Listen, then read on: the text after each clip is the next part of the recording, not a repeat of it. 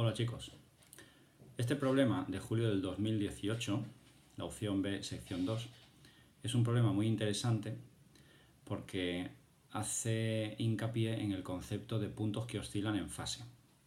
Puntos que son estos, recordamos, oscilan de la misma forma.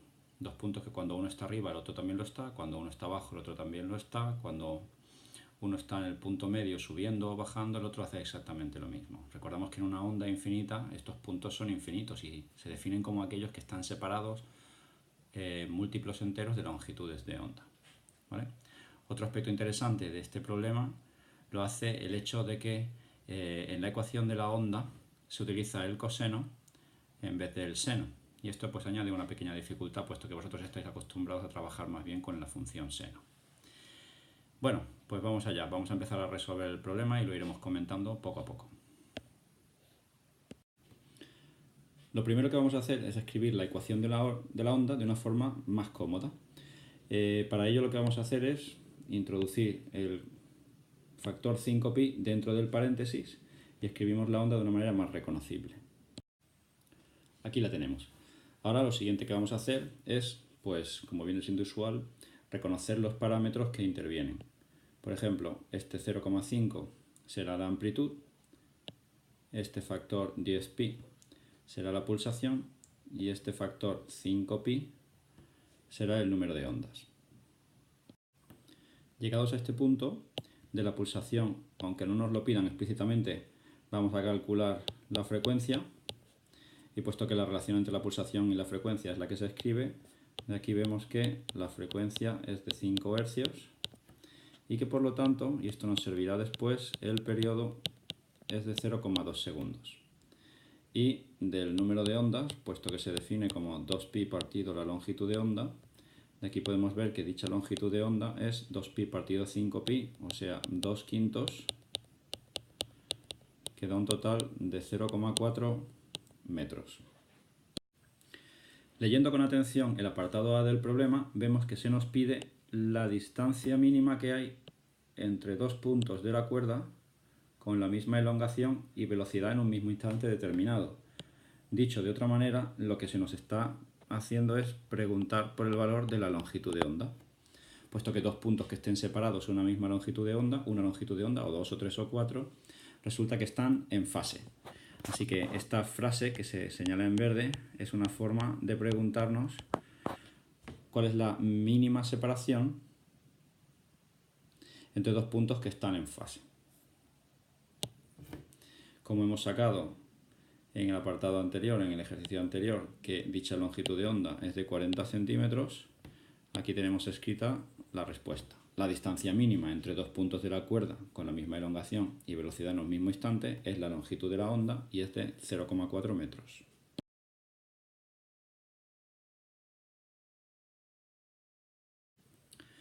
Para responder al principio del apartado A, que es la elongación de un punto de la cuerda situado en el punto 40 centímetros y en el instante 1 segundo, lo que vamos a hacer es pensar qué es lo que va a hacer el foco, es decir,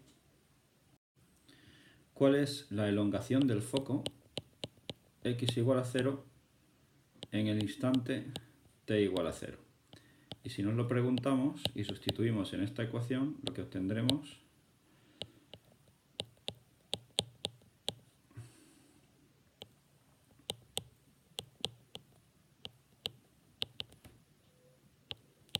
es 0,5 metros, es decir, pues que el foco se encuentra en el extremo de máxima elongación, es decir, aquí. Como precisamente la distancia mínima que hay entre dos puntos de la cuerda con la misma elongación es la longitud de onda y el punto por el que se nos está preguntando es justamente de 40 centímetros, será justamente ese el punto en cuestión. Este es el punto que está exactamente a 40 centímetros del foco y que, como podéis ver, está en fase con dicho foco. Por lo tanto, este punto en cuestión hará lo mismo que haga nuestro foco. En cuanto al tiempo, hemos visto que el periodo era de 0,2 segundos. Como el instante de tiempo por el que se nos pregunta es de 1 segundo, y en un segundo caben 5 periodos, eso significa que este punto en cuestión en un segundo oscilará 5 veces. ¿A dónde quiero llegar? Lo que quiero llegar es que el punto por el que se nos pregunta y el instante en el que se nos pregunta está doblemente en fase con el foco.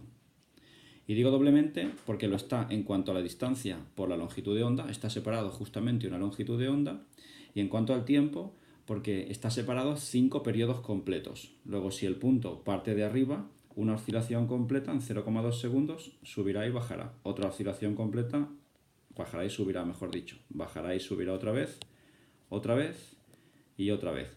Con lo que al cabo de un segundo, ese punto en concreto estará también en el punto más alto. Este es el razonamiento, pero ahora tenemos que ver si la ecuación matemática de aquí, esta de aquí arriba, nos lo resuelve de la misma manera.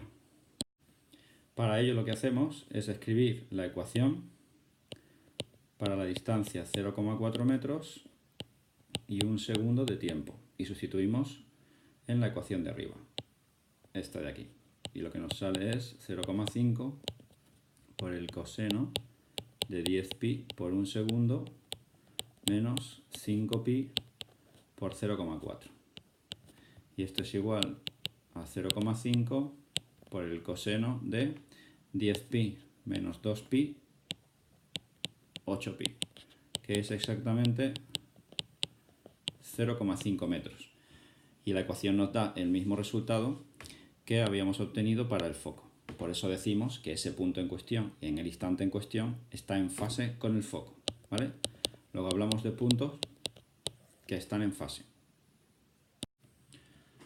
Ahora en el apartado B lo que se nos pide es la velocidad transversal del punto que está separado a 40 centímetros del foco y de otro que está en x1 más lambda cuartos, es decir, a 50 centímetros, ¿vale? Tenemos que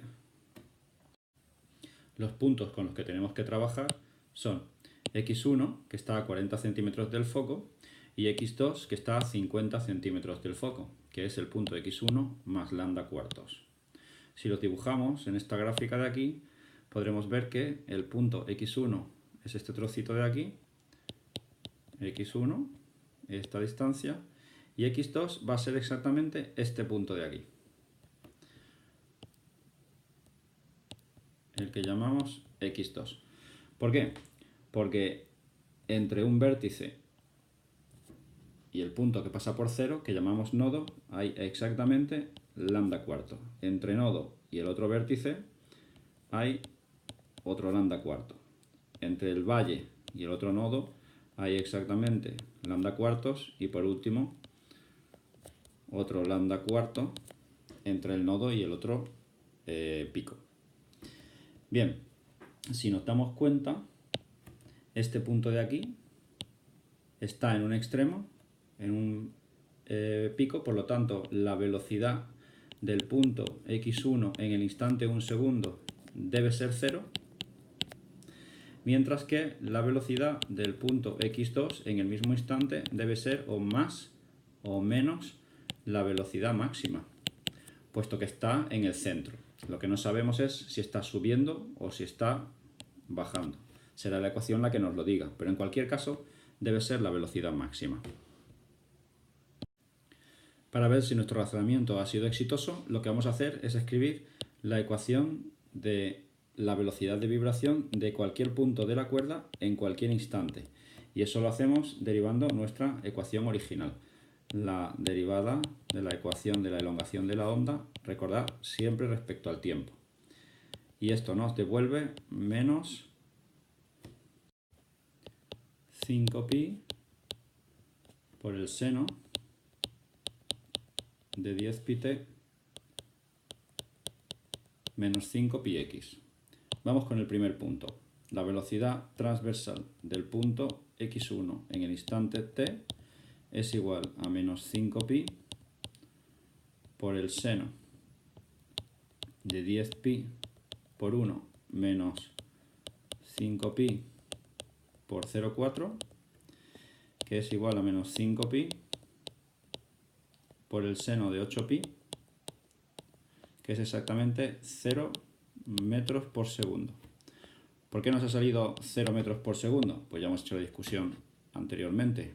Este punto, el punto x1, está en un pico de la onda, por lo tanto en un punto de máxima amplitud, y en un punto de máxima amplitud la velocidad del vibrador es 0. Y por otro lado, la velocidad 2 del punto x2t la calcularemos de la misma manera, menos 5pi por el seno de 10pi en el mismo instante, menos 5pi por 0,5. Y el resultado es menos 5pi por el seno de 7,5pi, que es exactamente más 5pi metros por segundo, que como se puede apreciar de la función de la velocidad, 5pi es la velocidad máxima.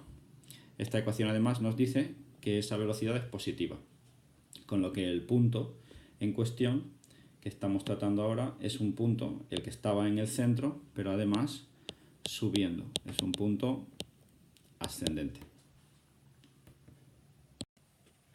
Pues nada, con esto el problema ya se ha terminado y lo único que falta es hacer una pequeña reflexión. Como habéis podido ver, sobre todo en la discusión de la velocidad transversal del punto x1 y x2, hay dos formas de hacerlo. Uno, matemáticamente, que consiste solamente en, bueno, pues sustituir los parámetros en la ecuación de la velocidad que ha salido derivando.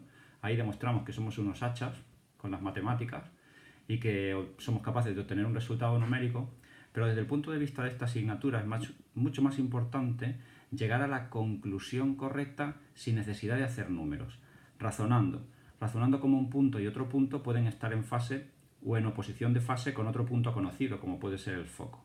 Así que mi recomendación es que, si sois capaces de hacerlo de manera razonada, pues que lo hagáis preferiblemente antes que de forma matemática. Y si además de todo eso, además de hacerlo razonadamente, después rematáis con la demostración matemática, pues sin discusión podréis optar siempre a la máxima nota. Saludos.